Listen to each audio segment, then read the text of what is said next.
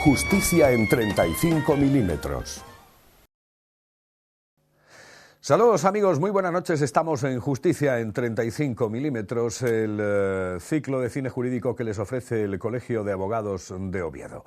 Bien, pues la película de hoy, prepárense ustedes, yo creo que deben de agarrar la lata de mejillones, la lata de bonito, la tortilla, etcétera, etcétera, porque dura nada más y nada menos que 3 horas. 3 horas es lo que dura esta película que les vamos a ofrecer hoy en el ciclo Justicia en 35 milímetros. Es una gran película, una estupenda película, pero de 186 minutos. Agárrense ustedes bien, van a divertirse, pero sobre todo tengan ustedes algo para poder picar, ¿eh? Bien, tenemos 3 invitados, como siempre, en nuestro coloquio. Hoy, en Vencedores o Vencidos, sobre los juicios de Nuremberg, tenemos a Roberto Sánchez Ramos. Muy buenas noches, Roberto. Hola, un placer. Roberto Sánchez Ramos, tengo que decir Roberto Sánchez Ramos Rivi, pero como ya le conoce absolutamente todo el mundo, yo no quería empezar por ahí. Ignacio Cuesta Aeces es el secretario del Colegio de Abogados de Oviedo, abogado y secretario del colegio. Ignacio, muy buenas noches. Buenas noches. Buenas noches. Buenas noches. Y Juan Arribas es el responsable del turno de oficio, responsable administrativo del turno de oficio en el Colegio de Abogados de Oviedo. Yo decía, y vamos a presentar primero lo que es la película que vamos a ver dentro de unos instantes, que son 186 minutos, nada más y nada menos. Empezamos por donde queráis. Roberto, Rivi. Es una película larga porque la temática política, socioeconómica y jurídica es compleja. La Segunda Guerra Mundial, 60 millones de muertos, un juicio muy especial a funcionarios de justicia del antiguo régimen de Hitler, contradicciones y que existen entre ellos mismos, pero bueno, en estos días de frío, yo creo que es una película fantástica, es una película para ver y después muy importante, que cosas que ya difícilmente encontramos en los cines, sobre todo y fundamentalmente desde que los han llevado a las grandes superficies, que vamos a verlas en coche, las vemos colectivamente, pero después no las comentamos colectivamente, como antes cuando los cines íbamos caminando y había una tertulia.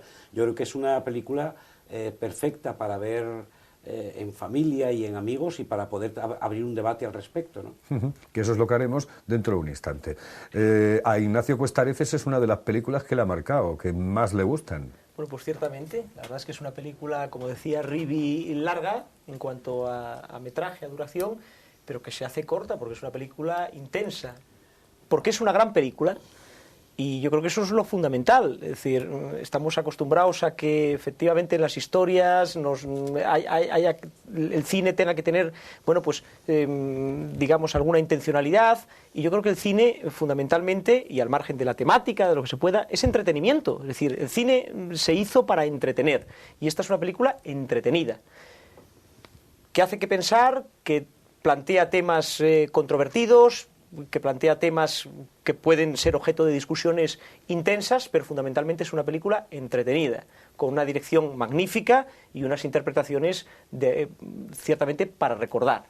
Y entonces, por eso, pues, es una película que yo creo que merece la pena ver, que merece la pena, bueno, pues sentarse, disfrutarla, y si al mismo tiempo plantea alguna reflexión o plantea alguna posibilidad de controversia o de discusión sobre los temas que en la misma se tratan, pues bienvenido sea, pero sobre todo para disfrutar. Pero bueno, que no está mal lo que decía yo antes, que si tenemos algo para picar, mejor, ¿no? Porque bueno, son 3 horas por delante. En fin, pero aunque fueran 40 minutos, siempre... Sí, tampoco está mal. Nunca está mal, nunca está mal. Tampoco está mal. Lo hacemos con el fútbol en 90 minutos. Juan Arribas, muy buenas noches. Muy buenas noches, Carlos. Una película que también tienes ganas de volver a ver, ¿no? Sí, por supuesto. Es una película impresionante. También es otra película más de estas que todo el mundo conoce, todo el mundo sabe cuando la vio, de qué va, aunque luego la refresque otra vez, pues que le parece impresionante. Es una película, como se hacía en aquellos tiempos, el año 61, coral, que mete muchos actores famosos, a veces con papeles cortos, pero con unas apariciones siempre muy destacadas, de un director muy importante, de un tipo de directores que ahora prácticamente no hay, porque es un director que es marcadamente político, casi todas sus películas tienen algún matiz político, y sobre todo 2 muy destacadas. Una era Solo ante el peligro, que también una cosa parecida, en que la actitud de un hombre solo ante la colectividad, y luego Adivina quién viene a cenar esta noche, en el cual se mete hasta en el tema racial en Estados Unidos. Es un hombre comprometido y que desde luego hay momentos que te agarra y que se te hace pasar el tiempo. Una crítica a la película, que no es culpable de la película, pero que sí, antes de verla, que todo el mundo lo supiese, es el título. Esta película se titula, y los creadores de esta película querían que se titulase Los juicios de Nuremberg. En España, en el 61, la censura estaba todavía muy en boga y quizá era un título que no interesaba demasiado, y plantea un título que a mí me cabrea. Yo pienso que esos títulos deberían echarse atrás y volverse a poner original, la idea, porque plantea una equidistancia, vencedores o vencidos. No hay ninguna equidistancia. O sea, los vencedores serán los vencedores y los vencidos serán los malos. Y a lo largo de la película, es más, en ningún momento la plantea. No hay ningún atisbo de simpatía ni con el pueblo, ni con... Pero en el título sí. Entonces, bueno, me gustaría destacarlo. El primer apunte que quedará para el coloquio. Señoras y señores, como la película es larga, ya les vamos a dejar con ella. Vencedores o vencidos, los juicios de Nuremberg en Justicia en 35 milímetros, aquí en Teleasturias, en Telecable y en www.teleasturias.com. Ya lo saben, el ciclo que les ofrece el Colegio de Abogados de Oviedo. Vemos la película y volvemos al coloquio. Ahí estaba la película, ahí estaban los juicios de Nuremberg, ahí estaba Vencedores o Vencidos, que fue como se tituló en España esta película en el año 1961. Una película tremenda, posiblemente didáctica, que es lo que nos va a comentar posiblemente Rivi. Película didáctica, Roberto. Bueno, lo que comentábamos mientras veíamos la película es que la gente de mi generación, a través de esta película, se nos descubrió muchas claves políticas de algo que hasta entonces no habíamos tenido la posibilidad de aprender, ni tanto en el colegio, ni en la escuela, ni en la universidad, porque aquello era un tema tabú. Hay que tener en cuenta que el franquismo estaba identificado con el régimen de Hitler y con la alianza en la Segunda Guerra Mundial, y por tanto este era un tema absolutamente tabú,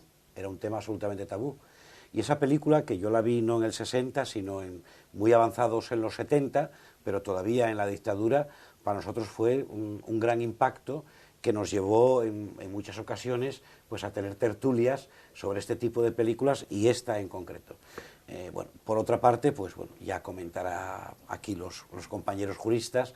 A mí me parece que desde el punto de vista técnico, pues que está muy bien argumentada, y los papeles, como decía Juan, de mucha gente, pero que están muy bien, digamos, introducidos en la película.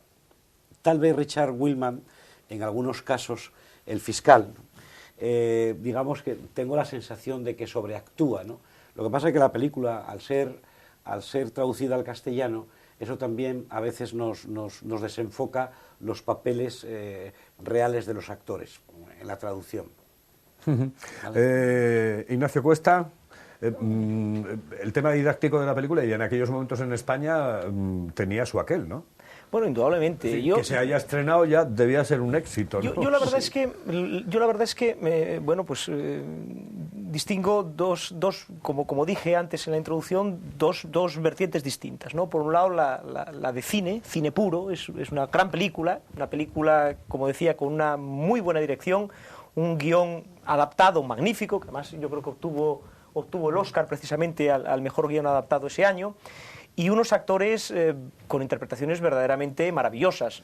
Nada nuevo por otra parte, porque son grandes actores y sabíamos lo que podían dar de sí, pero yo creo que en esta película incluso están, indudablemente magníficos, ¿no? Estoy pensando en Spencer Tracy, o estoy pensando sobre todo en Burt Lancaster, ¿no? Un actor generalmente dado a unas interpretaciones de sobreactuación, ¿no? Bastante notables, y que en esta película está absolutamente contenido y en una interpretación que yo creo que es verdaderamente memorable, ¿no? Sin perjuicio, por supuesto, de Maximilian Schell, al que le dieron el Oscar también por esta película, o Richard Widmark, o el resto de los actores, ¿no?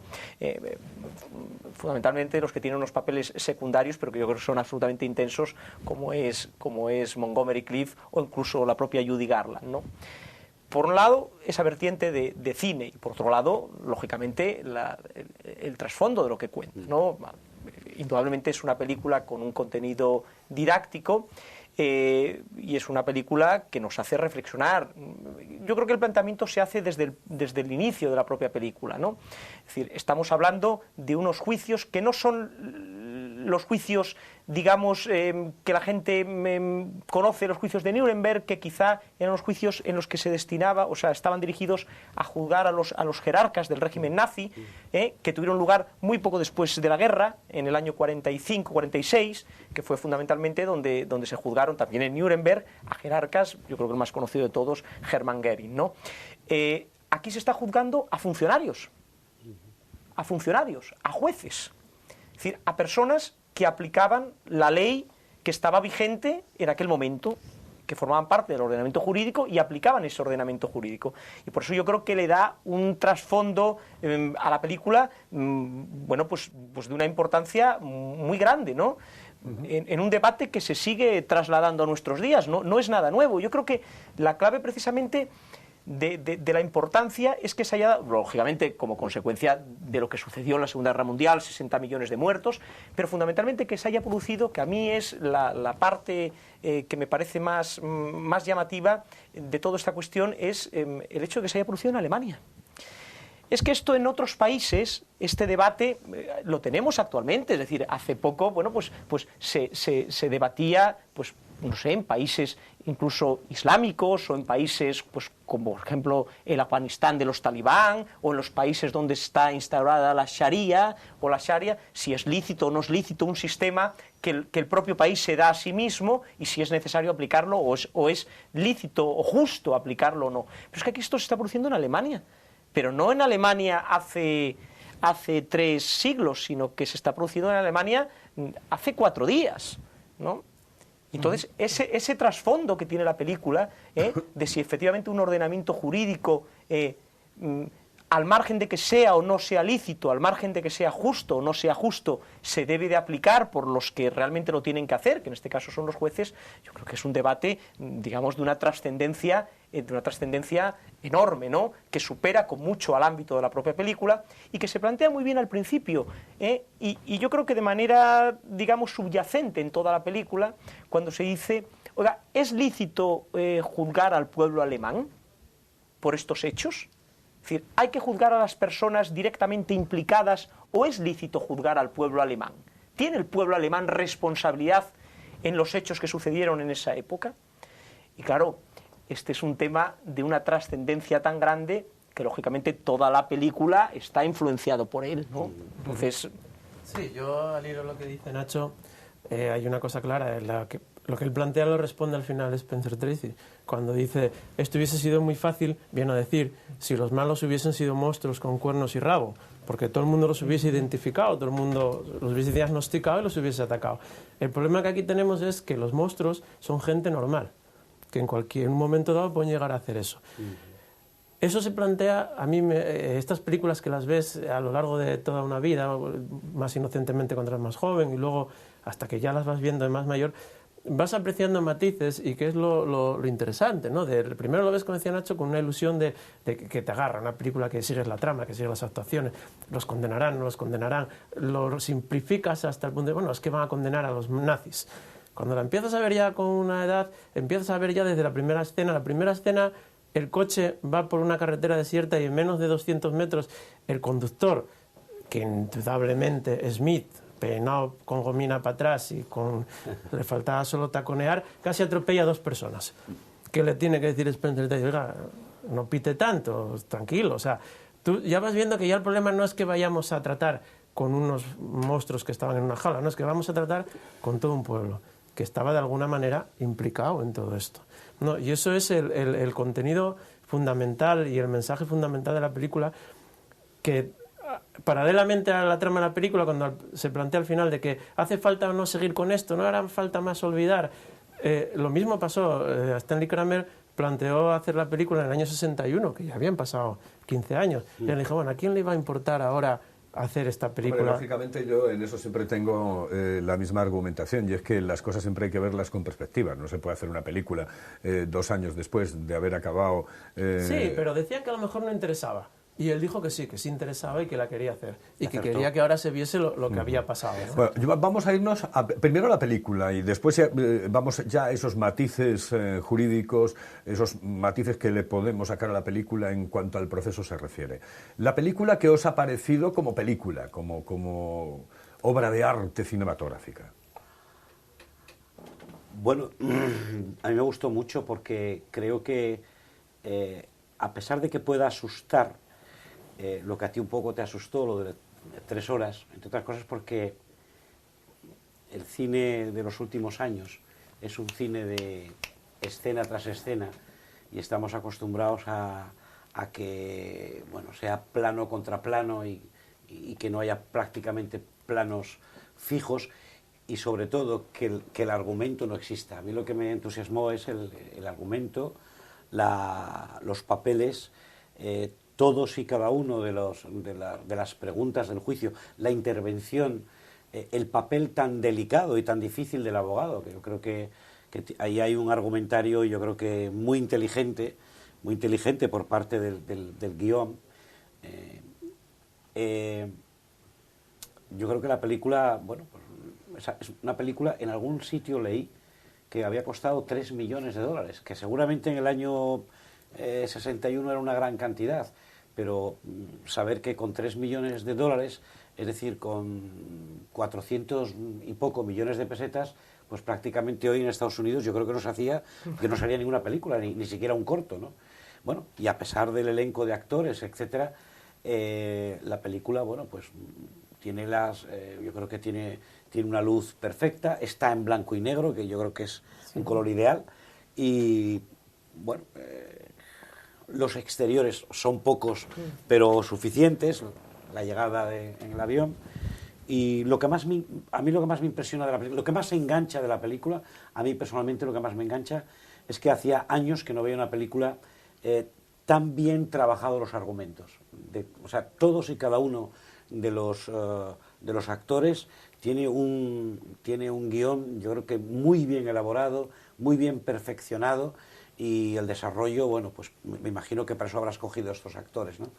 Entonces, no hay un comentario de más, no hay algo que sobre desde el punto de vista digamos, de la dialéctica propia de los actores, y bueno, creo que es una película que si volvemos a verla no tiene por qué asustarnos el hecho de que sean 3 horas, porque bueno, la gente se traga, o a veces nos tragamos, 3 horas de cosas que son realmente infumables, hablando de la vida íntima de la gente. Esta película te va a hacer conocer una parte de la historia imprescindible para no volver a repetirla. 2, te van a enganchar los diálogos y los actores. Por tanto, es para ver y para, no sé si cometer una ilegalidad, para copiarla y verla pues de vez en cuando. Pues yo estoy absolutamente de acuerdo con el planteamiento de Rivi. Es una película muy bien ambientada, Estamos hablando de la Alemania del año 48, deshecha. Estamos, efectivamente, ese primer paseo que da Spencer Tracy por la ciudad, bueno, pues se ve lo que es una ciudad absolutamente destruida. Esto era Nuremberg, pero podía haber sido cualquier otra ciudad de Alemania y era exactamente igual. Bueno, de hecho hay una escena cortísima de Richard Widmark cuando va a intentar convencer a Irene Hoffmann para que testifique en el juicio y ve cómo quedó... Va a Berlín y echa una mirada a su izquierda y ve cómo quedó el Reichstag. El Reichstag y la avenida, bueno, prácticamente la avenida principal Unter den Linden en Berlín. Es decir, Alemania estaba así. Y yo creo que logra reflejar muy bien cuál era esa... Aunque hay pocos exteriores rodados, indudablemente, pero por un lado refleja con una luz y una escena yo creo que muy ajustada a lo que era la Alemania de ese momento. Y sin embargo después, bueno, pues trata también, cuando ruedan esos exteriores, de reflejar un poco, bueno, pues el carácter del pueblo alemán, que efectivamente, a pesar de lo que estaba sufriendo, a pesar de lo que había pasado, bueno, pues un pueblo que trata de salir adelante, que sigue, bueno, pues reuniéndose, que sigue cantando, que no ha perdido esa ilusión a pesar de todas las... yo creo que eso lo refleja muy bien Marlene Dietrich. Sí, correcto. Cuál es su situación de ser la esposa de un general, de un alto oficial del ejército, de vivir con todas las prerrogativas que eso le daba, bueno, pues a tener que adaptarse, a tener que estar presidiendo o integrando un comité de reconstrucción, pero de todas maneras, bueno, pues pensar que la vida pues no tiene otra posibilidad que la de continuar, ¿no? Y yo creo que eso lo refleja muy bien la película. Y al margen de la cuestión del propio juicio, entre escenas y escenas del juicio, yo creo que el director, de manera intencionada, da lugar a la reflexión del espectador. No plantea una sucesión de escenas de juicio seguidas, sino que después de cada declaración, después de cada planteamiento del fiscal o del abogado defensor, intensos, incluso de los propios acusados, el director para y rueda en exteriores y hace conversaciones entre Spencer Tracy y Marlene Dietrich, o es decir, para ver un poco qué es lo que realmente sentían los alemanes ante esos juicios que ciertamente no se puede obviar. Eran juicios que hacían los vencedores contra los vencidos. Sí. Así es. Sí, así pero, es, Nacho, ¿no? de alguna manera, es decir, hubiese sido infumable una película 3 horas un juicio.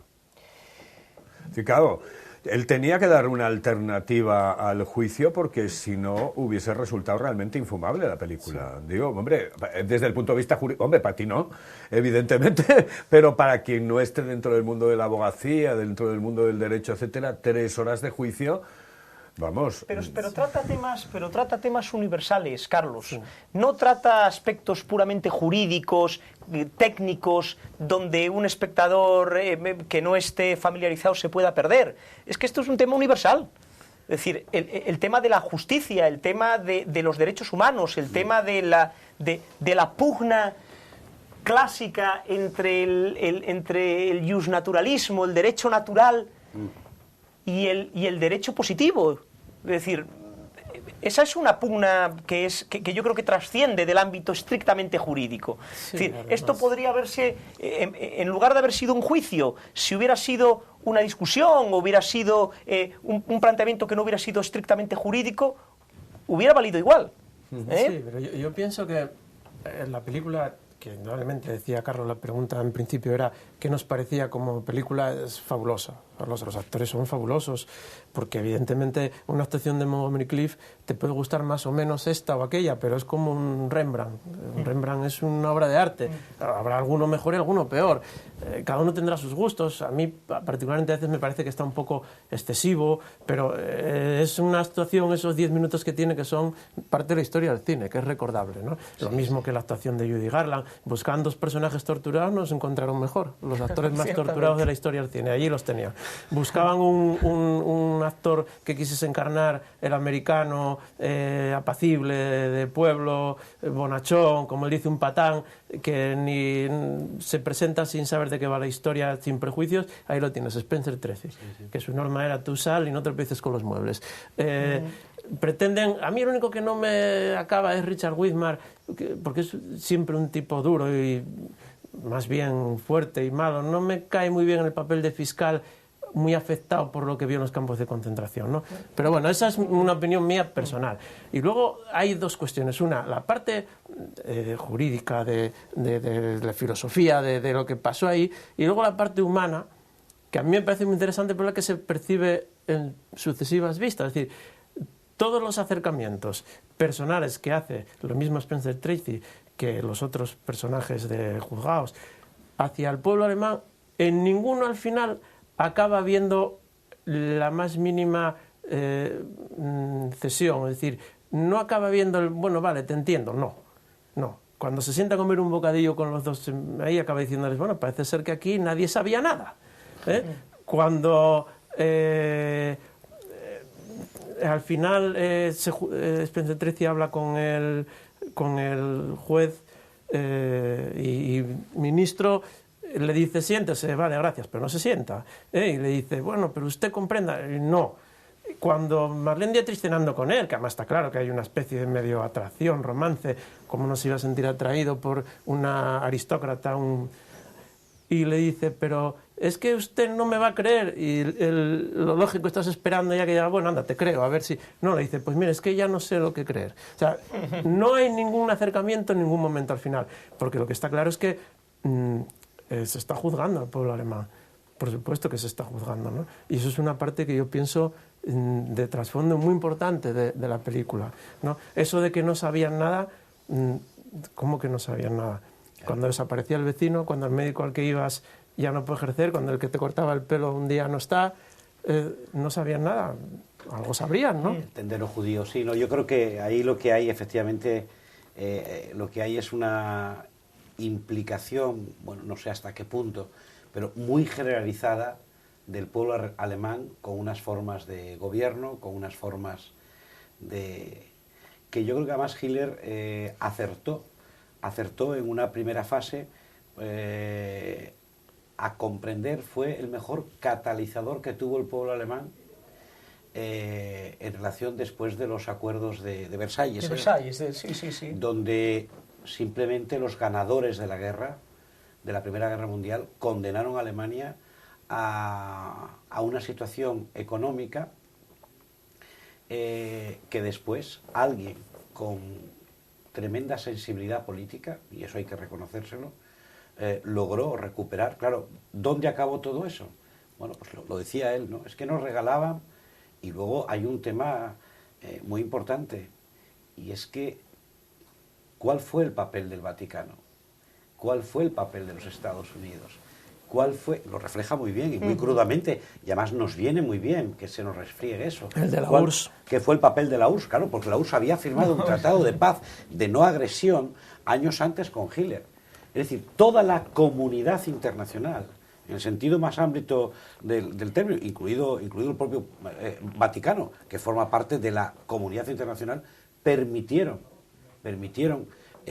hasta muy avanzado yo creo que hasta la entrada en Polonia, yo creo que permitieron perfectamente ese tema. Yo no sé si por miedo o porque la correlación de fuerzas, el propio Churchill, etcétera, etcétera. Es que ahí es muy valiente el director, porque él es muy valiente, sí. No se plantea, pese a que critica al pueblo alemán, no se plantea un ataque diciendo los únicos.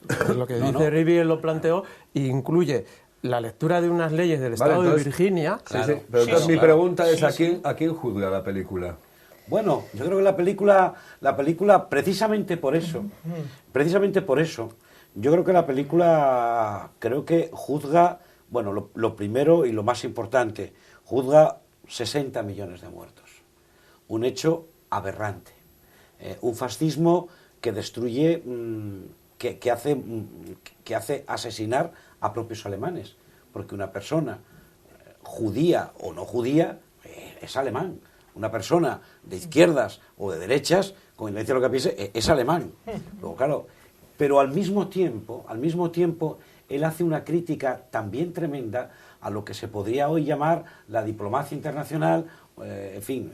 ¿Por qué? Porque ha habido un consentimiento tácito desde el punto de vista interno de la propia sociedad alemana, no quiero saber, no quiero mirar, a un comportamiento también tácito con esa situación del nazismo hasta muy avanzado, hasta que se declara la guerra por parte de la comunidad internacional, y que nadie había denunciado eso. 2 minutos para el descanso. ¿A quién juzga la película, Ignacio? Yo creo que empieza juzgando al pueblo alemán, claramente, y luego se amplía, por mor de la intervención del propio abogado, de una intervención magnífica cuando replica a su propio cliente, a Ernst Janning, cuando Ernst Janning hace su alegato y explica por qué comienza esto, cómo comienza esto, y después se autoinculpa, y autoinculpa al pueblo alemán también.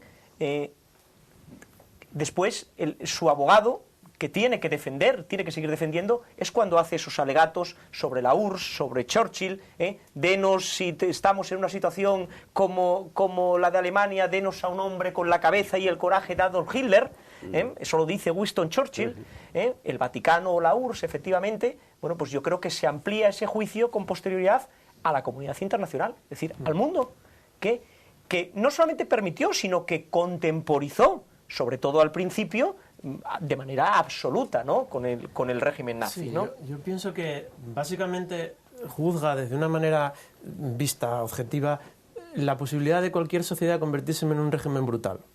Cualquier sociedad se puede convertir en un régimen brutal en unas determinadas circunstancias, y eso es lo que él juzga.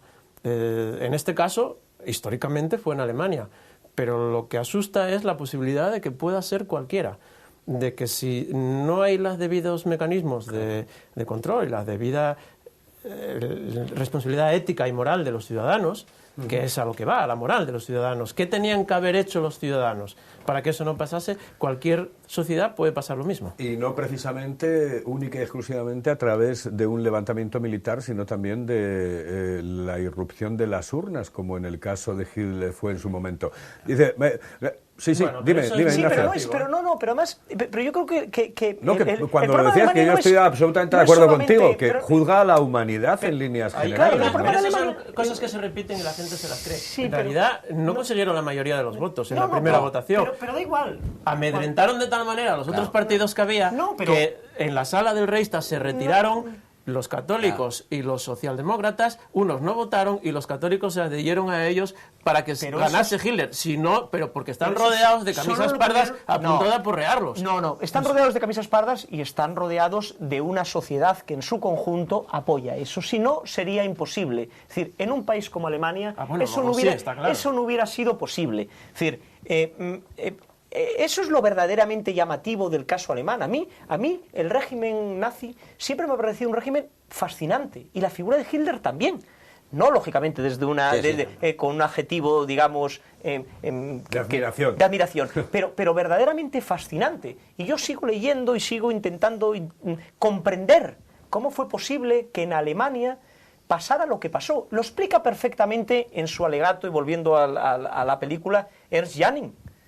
Explica cómo vienen de una república donde él además contribuyó a crear su propia constitución, la de Weimar, cómo después, bueno, pues de los años 20, la Gran Guerra, o la Primera Guerra, cómo queda Alemania con el Diktat que decían, es decir, el dictado de Versalles, Sí.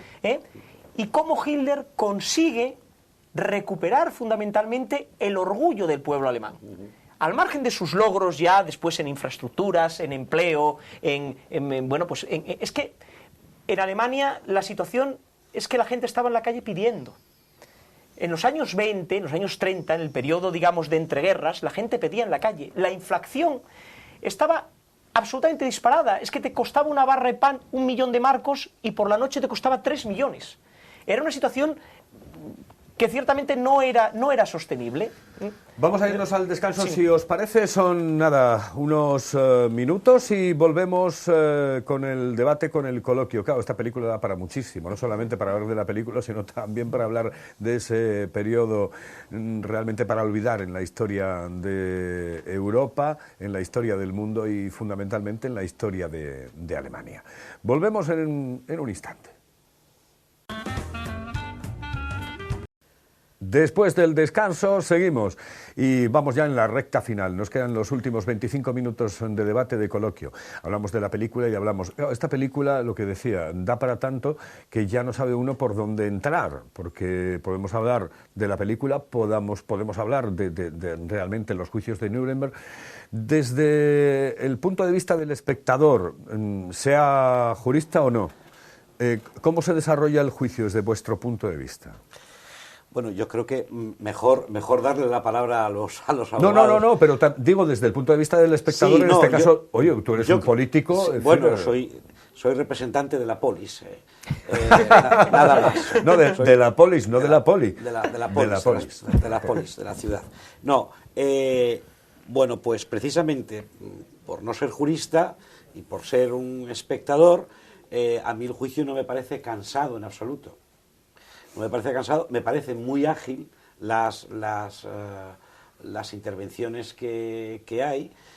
Insisto en el argumentario, yo creo que el abogado tiene un papel extraordinario en la defensa y en las contradicciones, y luego sobre todo en la defensa del profesor, del juez, del jurista, etcétera.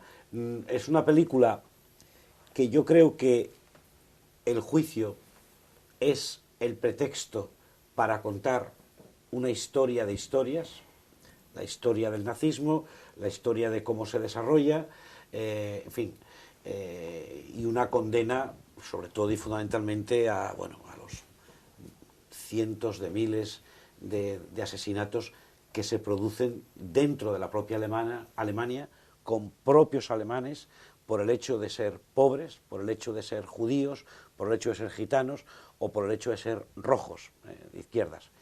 Pero por eso yo le digo a la gente que vea la película sin pensar que la abogacía o el debate jurídico es un debate que además se entienden todas y cada una de las intervenciones, o sea, sigue la línea pedagógica que habíamos comentado, y pensando en este argumentario, 60 y pico años más tarde, yo creo que esa película tiene una gran actualidad.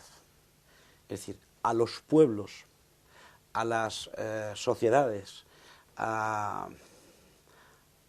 que se les atornilla para vivir en la miseria, a los pueblos que se les ahoga a no respirar desde el punto de vista económico, desde el punto de vista social, han pasado ya muchos años de la Segunda Guerra Mundial. Pero yo creo que no ha pasado algo que puede volver a ocurrir.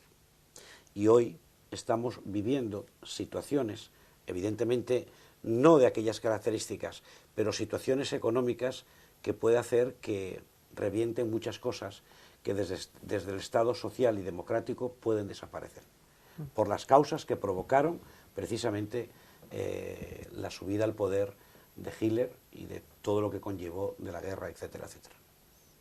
Bueno, yo básicamente solo puedo estar de acuerdo con lo que dice Rivi, ¿no?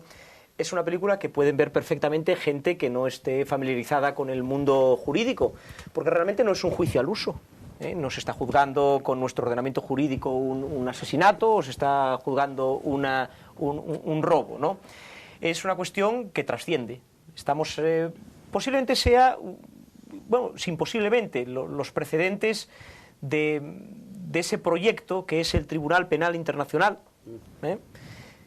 que al final trata pues de estas cuestiones de justicia universal, es decir, aquellos crímenes o actuaciones que trascienden lo que es el marco o el ámbito de un ordenamiento jurídico específico y que bueno, pues plantean estas cuestiones como las del genocidio, como las de los asesinatos o el exterminio en masa, ¿no? Y yo creo que por eso cualquier persona puede fácilmente entenderlo. si además, como decíamos, es una película bien hecha, con magníficas interpretaciones y con un guión tan excepcional, bueno, pues al final nos quedamos, más allá de las cuestiones que se planteen de fondo, pues nos quedamos en lo que decíamos antes, que es cine puro, cine de entretenimiento, que al final es lo que buscamos, ¿no? Sí, el entretenimiento es... el juicio es entretenido, es curioso además ver cómo se traslada los parámetros ordinarios de las películas de juicios americanos, de jura usted decir la verdad, entra su señoría, pónganse en pie, tal, se traslada, es curioso, a Alemania, a Nuremberg, o sea, y cómo, entre comillas, con qué docilidad y sin hostilidad lo aceptan los alemanes. Claro, también hay que tener en cuenta que, viendo un poco la historia, en esos momentos los alemanes estaban encantados de estar en la zona americana y no en la zona rusa, donde los asesinatos masivos y las violaciones en masa era el sistema de justicia. Quizá preferirían ese sistema de justicia un poco más, bueno, por lo menos que nos juzguen, pero no nos va a pasar nada más, ¿no? Entonces, eso era un poco cómo ellos aceptaban, y es curioso que lo aceptasen, ¿no? Con total tranquilidad. Al final, cuando ya se ve que ya va pasando el tiempo y que si seguimos insistiendo mucho y la gente se cabrea, nos va a hacer falta que los alemanes sean amigos, es cuando ya se empieza a dudar de que, oye, mira, ¿por qué no lo dejamos? Pero al final, ¿no? Bueno, pero es que date cuenta que aquí, como decíamos al principio, no estamos juzgando a los jerarcas del régimen nazi, estamos juzgando a funcionarios. Sí, además lo retrata muy bien, y los retrata, 4 tipos de funcionarios. Y lo retrata muy bien. Hombre, no exactamente todos ellos jueces que simplemente se limitan a la aplicación del derecho, porque, por ejemplo, la figura de Ernst Janning no solamente era juez, sino que era ministro de Justicia, y por tanto era uno de los que colaboraron a la promulgación de esas leyes. Aquí hay introducen dos cuestiones en estas leyes que yo creo que son, claro, de una trascendencia enorme. Primero, el concepto, la esterilización, y el concepto legal de raza. El concepto legal de raza. Y una vez que dentro del ámbito y del ordenamiento jurídico se plantean estas cuestiones, es decir, raza y la posibilidad de esterilización, son los dos casos que se plantean con Montgomery Clift y con Judy Garland, claro, es lícito que un juez aplique el ordenamiento jurídico, como dice en su alegato final Friedrich Hofstetter, dice, oiga, pero es que yo era juez. Y entonces, es decir, claro, mis opiniones personales tienen que decaer necesariamente ante el orden legal establecido. Es decir, yo no tengo alternativa, porque lo retrata muy bien, efectivamente, Ernst Janning como un jurista eminente, un hombre atormentado que reconoce sus errores, que explica muy bien por qué se producen y cómo eso evoluciona hacia un sistema absolutamente criminal. Este segundo juez, Friedrich Hofstetter, que dice, oiga, yo es que mis creencias personales tienen que decaer ante el orden legal. Y un tercero, que es Emil Hahn, que es sencillamente, bueno, pues un fanático que sigue convencido de las bondades del sistema 3 años después, ¿no? Sí, yo además, creo que retrata muy bien. Sí. No son 4 jueces iguales, no. Son muy distintos, cada uno retrata. Es decir, el director, de manera intencionada, dice, vamos a hacer este planteamiento. Es más, el más miserable de todos, que era el fiscal, el que se ve que es un nazi, un trepa, que era un fanático, cuando ya está viendo que hay otro carro al que puede saltar, es el primero que ya insiste en él.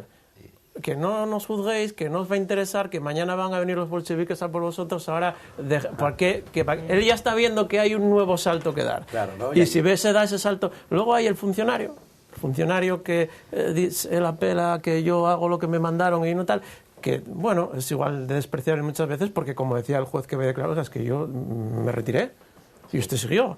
Sí. Luego está el que quiere ser el rico, el que lo hizo por apropiarse de los bienes de los judíos y de la aristocracia, que él tampoco... Y luego está el Burt Lancaster, que a mí me recuerda mucho, asociando películas, no sé si os acordáis la película de Cabaret, cuando en un merendero cantan unos nazis Tomorrow Belong to Me. Correcto. Esa escena acaba diciendo, el personaje Michael York acaba diciendo, ¿y de verdad pensabais que vais a poder con ellos?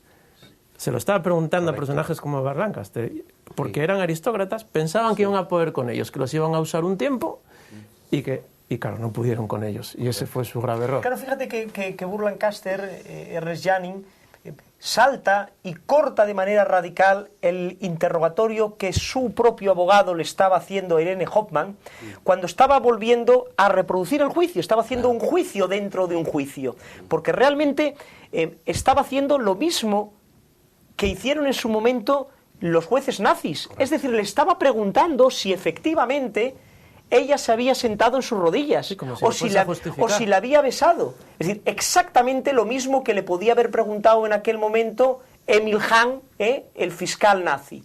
Y entonces en ese momento es cuando se levanta, yo creo que en una de las escenas fundamentales, y hace un quiebro la película y dice, es que vamos a volver a empezar otra vez. Esa parte del guión es preciosa. No, y además hay también otro aspecto. Bueno, primero, marca serias contradicciones entre los propios funcionarios, jueces y ministros de justicia que se ve en la sala.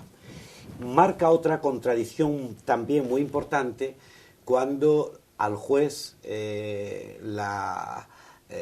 Dietrich le dice que Hitler odiaba a la alta aristocracia, aunque la utilizó, etc. Y la alta aristocracia utilizó a su vez a Hitler. En fin, se utilizaron pues mutuamente hasta perder el control absoluto, y al final lo que queda pues es pues el miedo, mirar para otra parte, etcétera. Yo creo que en ese aspecto también trata muy bien el director, trata muy bien las propias contradicciones que había entonces en la propia Alemania, no solamente relacionada con digamos todos los intervinientes en la justicia, que los toca a todos, el profesor, el catedrático, el fiscal, el juez que renuncia, el juez que además había sido profesor de ellos y que para no implicarse, dice, no, yo me fui, yo dimití, vosotros quedasteis aquí y vosotros consentisteis con vuestro trabajo. Sino que toca también otro aspecto interesante de cuál era el papel de ciertos sectores de la aristocracia en relación a todo lo que fue el nazisocialismo, ¿no? Y luego, por otra parte, yo creo que la película deja un buen sabor de boca. Deja un buen sabor de boca porque uno, después de verla, yo creo que realmente ese juicio final, que ya es más moral que otra cosa, a mí me dejó satisfecho. Y luego también, lo que decían ahora aquí los abogados, muy interesante porque en ese momento se está produciendo también movimientos políticos que los propios nazis acusados utilizan en relación al bolchevismo que ellos llaman, ¿no? la otra parte de Alemania, y cómo se integran. El problema de todo esto, y ahora ya mi última intervención, es que con la actual situación, hoy, 60 y pico años más tarde, 60 años más tarde, no, menos de 60 años, 50 y pico años más tarde de hacer la película, si Alemania está aplicando algunas de las cosas que en su día se le aplicaron a ella, y al hablar de Alemania diría sectores económicos de Alemania, banqueros alemanes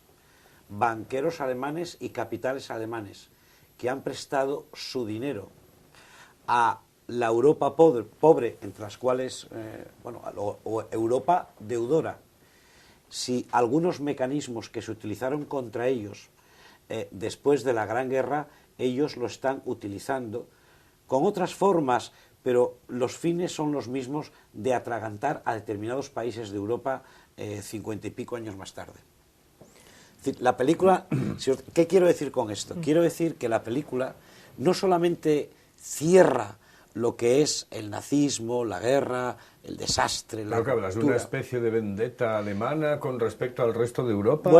Bueno, es que hay una interrelación, ¿no? Bueno, eso suele ocurrir. Lo que hicieron con los judíos fue tremendo. Lo que determinadas esferas judías están haciendo con otros árabes también es tremendo. O sea, porque tiende a reproducirse estas cosas. Yo el temor que tengo es que en una situación económica económica, que estamos viviendo los países que vamos desde Portugal hasta Chipre, y donde todos los días es una sangría económica. Es una sangría económica. A mí la película no acaba, no me cierra digamos, ese capítulo, sino que me da pie a pensar de que algo que se ha hecho injustamente con Alemania y que dio lugar a lo que dio, no vaya a ser que en el sur de Europa esté la fobia que existe hacia Alemania en estos momentos. Bueno, que yo creo que no tiene que ser una fobia hacia Alemania, ni a los alemanes, pues yo tengo amigos alemanes que no son dueños de los bancos ni de los dineros, bueno, son dueños como nosotros, de nuestro trabajo, de abogados o de periodistas, etcétera, ¿no? Bueno, al final Rivi entra de lleno en lo que es uno de los argumentos de la película, es decir, claro. No, pero cuando dices ahora, dicen, claro, contra los alemanes no porque no tienen la culpa. Bueno, o sí, quiero decir que es el mismo planteamiento, ¿no?, que se hace, es decir, se sabían o no sabían lo que estaba pasando. Están aceptando, no están aceptando. No están aceptando. Este claro, modelo. Es cierto que es cierto que de estas cosas es muy fácil hablarlas sentados aquí, tranquilamente, es decir, cuando uno está en aquel momento es cuando hay que plantearlo, ¿no? Pero yo creo que la película o el director cierra la película con un epitafio que desde mi punto de vista es absolutamente clarificador de lo que él pretende. Yo estoy de acuerdo con Juan en que plantea varias posibilidades y las deja abiertas, pero sin embargo cierra la película con un epitafio que yo creo que es verdaderamente significativo, que es en la entrevista que tienen brevísima, sí, al final en la prisión, Ernst Janning con el juez, con Spencer Tracy. Y cuando Ernst Janning, hombre atormentado, que se da cuenta de lo que ha hecho y que primero explica y trata de justificar lo que ha hecho, pero después es plenamente consciente, le entrega ese relato de todos sus asuntos y trata, cuando el juez ya se va a marchar, y le dice, oiga, pero fíjese, créame que nosotros no éramos conscientes de que las cosas iban a llegar donde llegaron. Y la contestación que le da Spencer Tracy es demoledora. Es, oiga, las cosas llegaron a donde llegaron en el mismo momento que usted condenó a muerte al primer inocente. En ese momento, tremendo, las cosas llegaron a donde llegaron. Claro, es que y entonces ahí acabó la película y por eso claro, yo creo que el director, es decir, que hasta ese momento podía, en cierta medida, haber basculado. Yo creo que en ese momento deja perfectamente claro y cierra lo que es y ahí acaba la película cuando Spencer Tracy se marcha por la prisión. Haciendo recaer la responsabilidad de lo que sucedió en las personas que asumieron y que consintieron, sí, etcétera. Claro, estamos juzgando... Claro, pero eso mismo, Nacho, me da la sensación de que puede ocurrir con el propio pueblo alemán, la parte del pueblo alemán que estuvo consintiendo que aquello sucediese, no solamente aquellos que administraban la justicia, ¿no? Pero es que lo explica muy bien. Que existía una opción moral distinta. Correcto. O sea, que el problema no es cuantificativo, no es que hubiesen muerto 400.000 o 6 millones. El problema es que había una opción moral de haber hecho otra cosa, aunque solo fuese para uno, y eso era lo grave. Lo explica muy bien Ernst Janning en su alegato. Dice, claro, el planteamiento es, oiga, pero ¿cómo íbamos a saber nosotros que se habían matado a 6 millones de judíos o a muchos más personas? Pero él dice también, ¿pero qué pasa? Que si solamente hubiéramos sabido que se mataban a unos cientos, eso hubiera sido más válido, hubiera sido más lícito el saberlo. Pues claro, es cierto que la solución final se pone en marcha en el año 42, es decir, al final de la guerra, cuando el pueblo alemán está más preocupado de la guerra y posiblemente pudiera ignorar lo que sucedía en esos campos de concentración. Pero es que antes de eso habían ocurrido en Alemania cosas aberrantes. Es decir, esas muertes, esos la introducción en el ordenamiento jurídico del concepto de raza. Pero por eso me da la sensación de que volvemos otra vez casi al principio de todo el debate. Es decir, ¿a quién se juzga? ¿Al pueblo alemán? ¿Se juega a los administradores de justicia? ¿Se juzga a los nazis? ¿A quién se juzga? Porque claro, aquí consiente todo el mundo. Es decir, hay un consentimiento, un mirar para otro lado de muchísimas personas. Lo que decías tú, Nacho, es decir, claro, ¿qué es que si hubiesen matado a solamente a 100.000... Mira, hace un comentario... Es decir, ese mirar para otro lado lo hace no solamente la Administración de Justicia, no solamente lo hacen los dictadores de aquella en la Alemania nazi, sino una gran parte del pueblo alemán. Por eso, ¿a quién se juzga? ¿Al pueblo alemán? ¿A los nazis? Mira, Carlos, ¿a los administradores de justicia? Hace un comentario Spencer Tracy que él no quiere universalizar el problema. Es decir, cuando él dice, yo empecé en un distrito de juez en el que me decían, oye, algunos que hay intocables, esos no los juzgues. Sí. Y yo podía juzgarles o mirar para otro lado. Y luego insinúa que por eso ahora está jubilado porque ya no le votaron, etc. Bueno, como diciendo que él había sido honesto y ahora estaba en la calle, ¿no? Que ese es el problema es universal. Evidentemente, ahí históricamente fue concretamente ahí, en Alemania, pero que es un problema universal de las sociedades. De hecho lo plantean, es decir... Y por eso yo no estoy tan de acuerdo con vosotros en que el título de la película sea incorrecto. Es decir, efectivamente no es una traducción del original, pero no es incorrecto porque plantea un problema de índole también moral. ¿Por qué se está juzgando a Alemania? Porque perdió la guerra. Exclusivamente porque perdió la guerra. ¿Por qué no se juzga, y lo plantea el abogado en el propio juicio, a los americanos por las bombas de Hiroshima o Nagasaki? ¿Por qué? Nadie ha planteado jamás juzgarles. Porque ganaron la guerra. Y porque la correlación de fuerzas pues es la que es y no puedes imponer. No, por eso, claro, porque ellos, estamos hablando, claro, lógicamente, de una época donde además entramos en plena Guerra Fría, pero realmente el problema va más allá. Es decir, ¿por qué se juzga a Alemania? Porque perdió la guerra. ¿No? Efectivamente, ¿cuántos millones de muertos, de inocentes ocasionaron las bombas, la famosa bomba...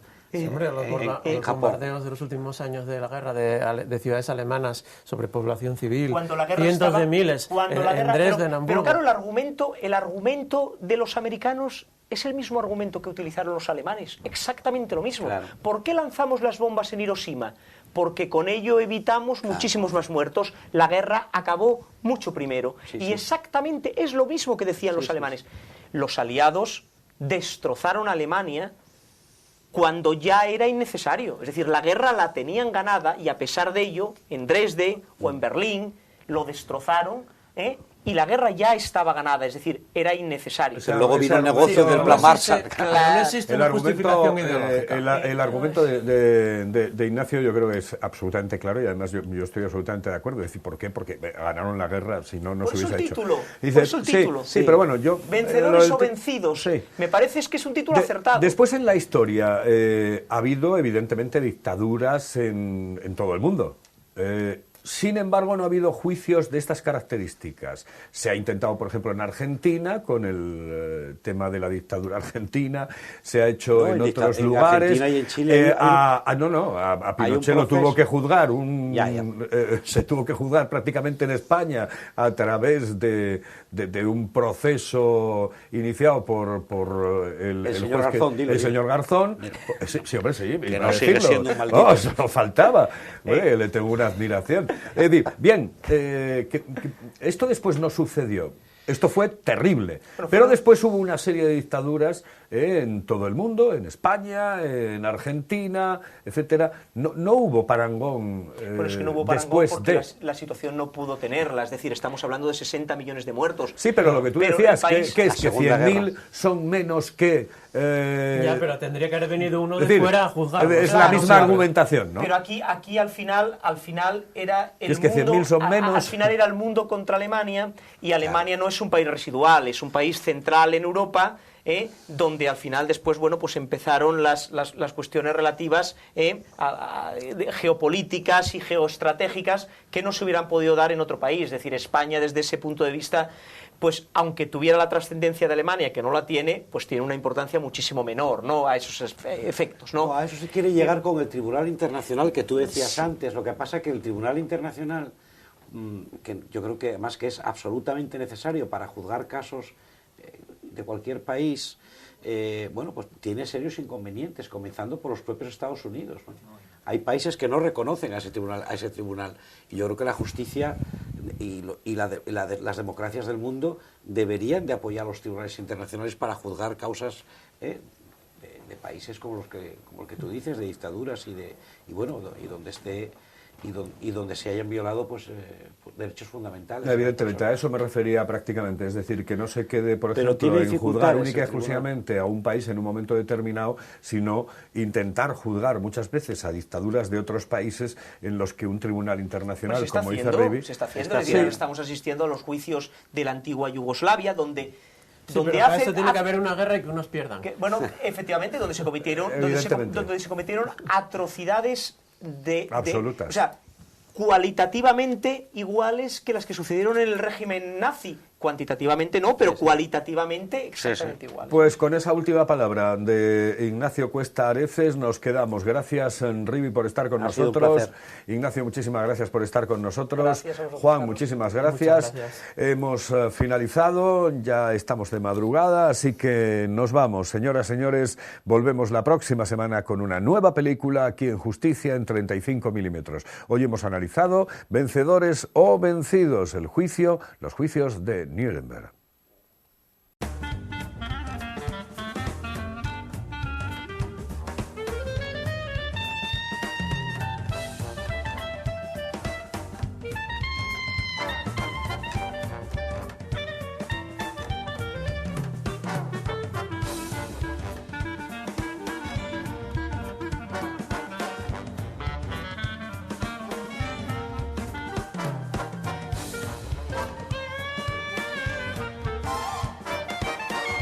Justicia en 35 milímetros.